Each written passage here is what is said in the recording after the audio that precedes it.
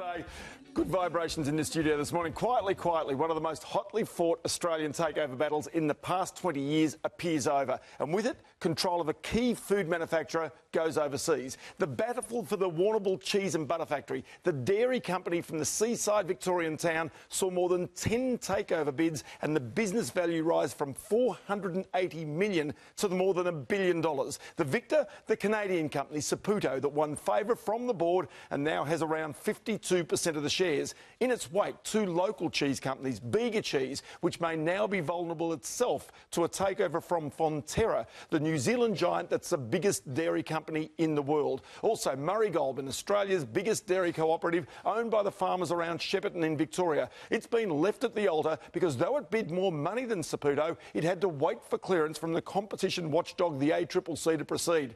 The shareholders, they didn't wait. Also in limbo, a number of key customers, Lion Holdings, the Japanese-owned beer and food group that bought a 10% stake that has Warrnambool as its sole supplier. Now, the reason that Warrnambool was so highly sought after is the expected boom in demand for milk powder and dairy products in Asia. But unlike New Zealand, which set local competition issues aside to create a global giant, we here let domestic competition issues overshadow the bigger international opportunity. And the question, therefore, is sometimes here in this country, do we really think a bit small? Carl, Lisa?